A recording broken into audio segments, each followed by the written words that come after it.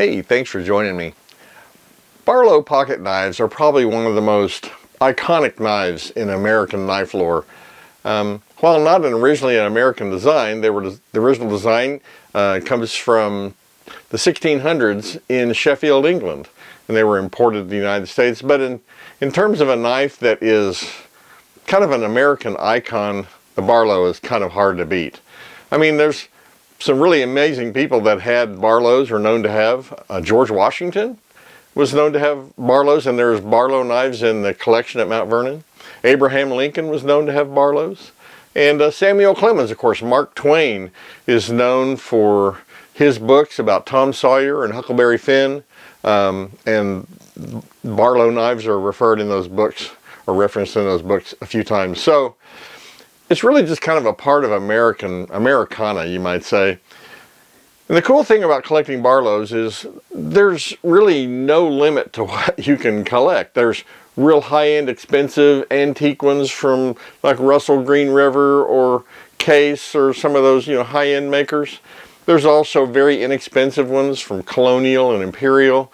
There's advertising knives. One of the neat things about a Barlow is the side panels or the scales on it are broad enough, big enough that you could actually print advertising on them. So they were very popular for doing that sort of thing with. There's novelty knives. There's just, all kinds of price ranges and ways you could collect Barlows. So my collection is not really pointed at any one of those things. I kind of tend to buy those that I don't know, I'm just attracted to them because they speak to me in some way. I like knives that tell a story. I've actually started buying some of the promotional and advertising knives because they have something unique about them. And so anyway, we're going to take a look at some Barlow knives in my collection on the workbench back here. We'll get them so you can see some of them up close. I want to talk to you about some of those I've collected. My collection isn't huge. I know I've heard from people that had hundreds of Barlow knives, and I don't have that, but I have a few, and I really enjoy using them and enjoy collecting them. They're the Barlow's pocket knife is typically what's going to be in my pocket most time, one of these knives. And so let's take a look at them. They're just a lot of fun. You can collect them very affordably, and it's really easy to build an interesting collection. And like I say, you can focus it just about any way you want. Anyway, let's take a look and we'll see what you think. Okay, let's take a look at some of these knives. Now, like I said, I don't have a huge number. One of the last videos I did about Barlows, someone wrote me and said that they had 150 Barlows in their collection, and that's really cool. I don't make it that much of a daily part of my life, but it's still something I enjoy doing. And so let me kind of just walk you through these knives. I've kind of got them organized into, and I don't have anything really expensive here at all, but these are just old vintage knives of good quality, and these are some inexpensive knives, also vintage, but obviously, your much more inexpensive knives. And then these ones in the middle are some advertising or novelty knives. And we'll just start, with some of these lesser expensive knives. I've got them from Imperial, and that's the cool thing. These are both from the same manufacturer. You notice this one has a spear point, and this one has a clip point blade.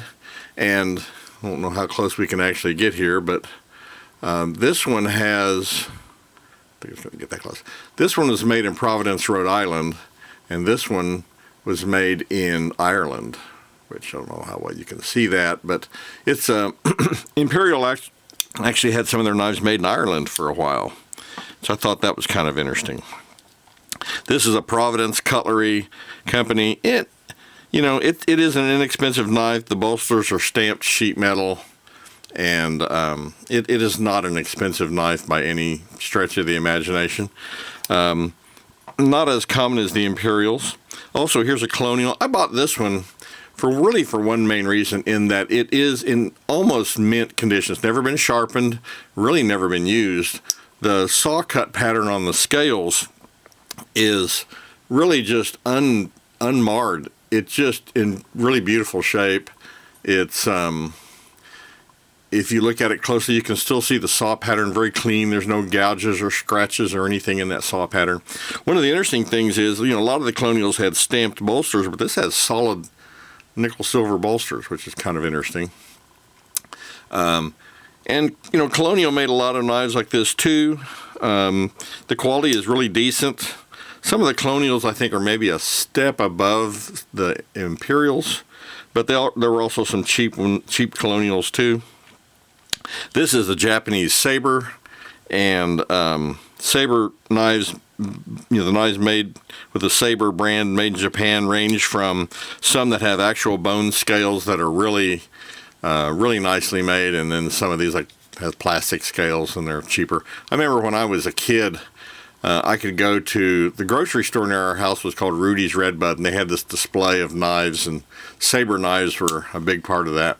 And that was really typical in the 60s, 70s to see those. And over here, some of these still need some work. Like this is a really, I love the pattern on this. This is a Schrade, and you notice the blade's very tarnished on these. They're in good shape. They're not worn, but they're just almost black. These need to be probably polished, and you can even see the springs and everything are dark and tarnished. Obviously, it was around some kind of environment that caused that. It's not really pitted or anything. It's just the metal is really dark. This one's it's New York Knife Company. This knife actually may date into the late 1800s. So this is probably my oldest Barlow. I did a video about this one. It's a really interesting knife. You can tell that this pin blade's been broken off and reshaped, either that or just resharpened way too many times. I'm not sure which, but I found this for $5 at a flea market, and I love this logo, this Z with the double arrow, but it's New York Knife Company, made in Walden, New York. And then this is a Powercraft, which would be Montgomery Ward's. But if you'll notice the long nail nick and the single ring on the bolster, that's typical of Camillus. So I'm pretty sure this was a Camillus-made knife. Powercraft was a Montgomery Ward brand from back in the 70s. And I know when I was a young adult, I would go to Montgomery Ward's. There was one near us, and I would buy some of their tools. Like Craftsman tools, they were lifetime guaranteed and of decent quality. And like Sears, they eventually kind of went out of business. But anyway, Powercraft, Montgomery Ward's. And I kind of have these out of order. I probably should have this one next to it. This is a Craftsman Barlow. This one says Old Crafty. Some of the older Craftsman Barlows will just say Craftsman on them. This one's stainless steel. I believe that this is probably made by Schrade. Just a really nicely made knife, and again, in almost like new condition. One of my favorite brands of knives is Western Cutlery. These are not too hard to find. They're a little less common than, say, Schrades or Camillus knives. But Western Cutlery made some really beautiful knives. Interestingly, Western Cutlery has a history with Case. And the two families were joined by marriage of some of the members of the family. And in the early days of Case and Western Cutlery, before it was Western Cutlery, they actually made knives in one factory and put the Case name on one and I forget the other family name, but they put the other name on the others. They sold the same knives with two different names on them. So members of one family would sell, one brand of knives, and the other family would sell the Case knives. I have a video on this one too. I explain all of that. I'll link some of these videos if you want to get into more particulars. But Western Cutlery, you could make yourself a collection of just Western Cutlery knives, and not super expensive. Some of them get a little high, but Western Cutlery had a company that made great knives, and I've got some videos about them too. But Western Cutlery is a really interesting brand. And then this is a Camillus, and like I said, you can tell a Camillus from the long nail neck and the single ring on the bolster. This is just typical Camillus, nothing real exciting, but they were good quality knives. And some of these I actually use and carry these. They're in good shape. They they perform well, and they're just great knives to use. Now this Camillus I bought because of the condition it's in. And if you look at this, and I did a video about this one too, I'll link this video. This knife was used and sharpened and used and sharpened, and to me, this is one of those knives that just told me a story. I mean, there's a story here about somebody that used this knife, and I mean, it's got some rust and pitting on it. It's been cleaned up. It's been sharpened, probably on a carborundum stone way too many times, and but it was, it wasn't abused. It was just used like daily. This is somebody used this like every day, a lot. It was something that they pulled out of their pocket frequently and used. So this knife to me is just one that, kind of tells a story of some craftsman that, maybe he was a carpenter, maybe he was in some other trades, maybe he was a mechanic, but he pulled this knife out of his pocket every day and used it. Okay, and then we looked at this craftsman. This last one on this side over here is a Cutmaster. It's a decent knife. It's not as nicely made as like the Camillus or Schrades, those kind of things, but they're kind of just an interesting addition. I bought this because it's, it's just another decent brand of Barlow. You notice the shapes on some of these really vary. Some of them are more straight, and some of them have more of a taper. Kind of an interesting thing. There's really a lot of variations on the Barlow shape.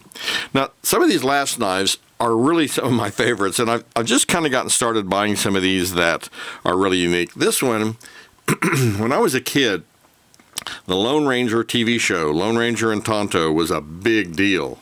In the back here, it's like, hi-yo, silver, and it's depicts the TV show. It's Novelty Knife Company is the maker. I believe this was an offshoot or a part of Colonial stamped bolsters. Really inexpensive knife. Obviously, this image underneath the clear plastic. I just thought it was cool. They made all kinds of these with different TV show characters on them. And so that's kind of just these kinds of knives, you could make a collection of just those. This one is interesting. It's a Colonial.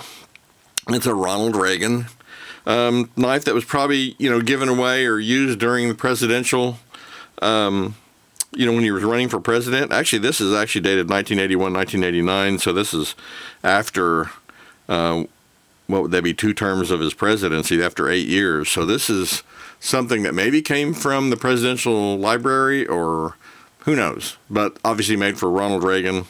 Interesting thing about this one is Colonial, in that it's flat ground on both sides, but there's only a bevel on one side. The other side, there's no bevel. The flat grind goes all the way to the edge, and it's only beveled on one side. Obviously, a way to try to make the knife a little less expensive to make. And you notice the grind on the blades is not that fine. They're not polished. And yet it has solid bolsters. Again, Colonial was kind of known for doing that sometimes. You'll also notice Colonial typically will have a script Barlow instead of regular just block letters or whatever. And anyway, Ronald Reagan. This one I just got, and it's really kind of cool. It's a Colonial also, obviously a little older when they actually were still polishing the blades. But this is from 1976. I was in high school then. This is from the Bicentennial. And the thing that really caught my eye about this knife is that it says 1776 and has the current U.S. flag, 1976, and has the British flag. And it seems kind of backwards to me. It seems like the British flag should be, the Union Jack should be under 1776 and the American flag under 1976. Why those are swapped, I don't know. I tried finding other examples of these online, and I only found one. There's a bunch of other bicentennial commemoratives from Colonial, but this is the only one that says the birth of a nation that has these 2 flags reversed. I found one other example of it. I even had Grok AI do a search to try to find more of these, and it could only find the same. It found the one I bought on eBay listing, and then it found another one. And so I don't know, it's kind of maybe kind of a rare one. I'm wondering if this is a mistake. Are these 2 flags in the wrong order? And so maybe they quit making the knife because someone pointed out that they had this wrong. I don't know. It's kind of hard to say. Okay, this one is a Mark Twain commemorative, but it's made by Imperial. You actually notice, it looks almost like this has got some corrosion, but this is actually the dried factory oil on the blade that's polymerized. I probably need to take some acetone and clean that off, but that's the original protective oil on the blade that just dried or polymerized on the blade. Anyway, it says Mark Twain. It's made by Imperial. This is obviously to commemorate, Mark Twain's use of the Barlow knife in the, the novels Tom Sawyer and Huckleberry Finn. If you haven't read those, really worth reading. Classic literature. But this is really nice. It's got this faux bone, kind of thick and kind of blocky, but still kind of interesting looking. And it's a Mark Twain commemorative, says Barlow on this side. Those are pretty easy to find. Kind of an interesting one. This last one I bought because a couple things. Number one, it's an advertising knife. It's Walsh Auto Supply in Hammond, Indiana. Don't really know much about that. Looks like it was a Chicago area. But this has one clip blade like you'd expect on a Barlow, but the second blade is a locking screwdriver like you'd see on an electrician's knife. And these aren't super uncommon. I found a few more of these, but I just thought it was an interesting variation on the Barlow, the electrician's screwdriver plus the clip point. Anyway, that's my Barlow collection. I hope you find some of that interesting. Okay, well, that's some of my Barlow knife collection. I have a few others that are like inexpensive, like some Rough Riders and stuff like that are modern and Chinese, and I bought them mainly to just see what the quality was like and to do some reviews on some of those, but I don't really necessarily exclude them from my collection, but they're not the ones that are really that interesting. Anyway, that's my collection, and if you have an idea to build your own collection of Barlow knives, or really any pocket knife, the cool thing about the Barlows is there's just a lot of ways you can go. You can focus your collection in any one area and build a collection very inexpensively and have a lot of fun doing it. Anyway, if you have any thoughts or questions, please don't hesitate to leave me a comment. I always love hearing from you. And thanks for watching.